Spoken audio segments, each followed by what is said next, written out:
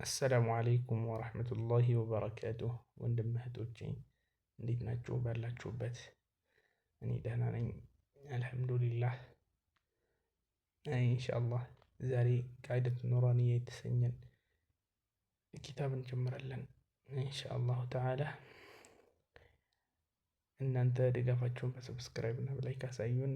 በአላህ ፍቃድ ወደ ቂራአት أعوذ بالله من الشيطان الرجيم.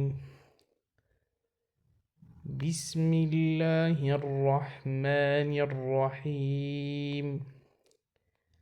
الدرس الأول حروف الهجاء المفردة.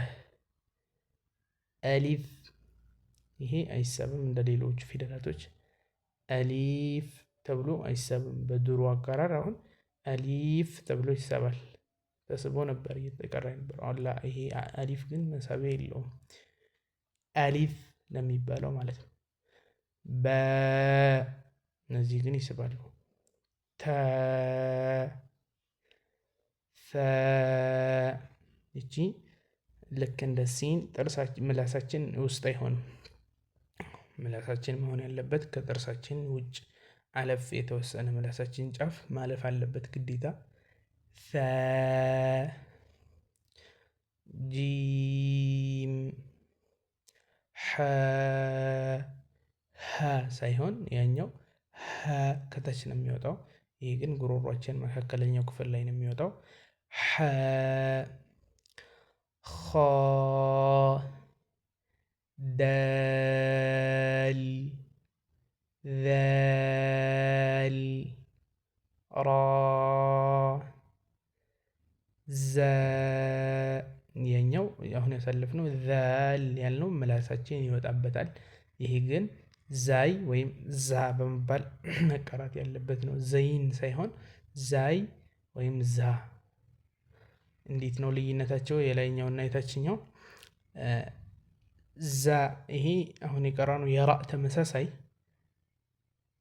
እንትን ነው። ውስጥ ምላሳችን ውስጥ ላይ ነው መሆን ያለበት።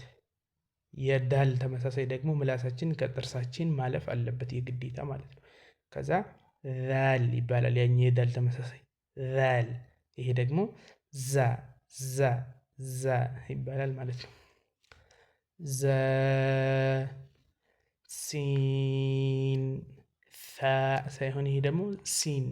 ያኛውና ይሄኛው ልዩነታቸው ደግሞ ይሄ ነው።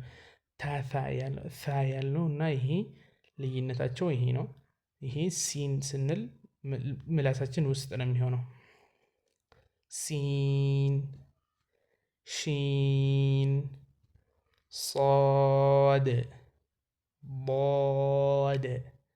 ኢንሻአላህ የዛሬውን ቂራአት በዚህ እናጠናቃለን። ስለተከታተላችሁን እናመሰግናለን። ሰብስክራይብ በማድረግ ድጋፋችሁን አሳዩን። ወሰላሙ አለይኩም ወረህመቱላሂ ወበረካቱሁ።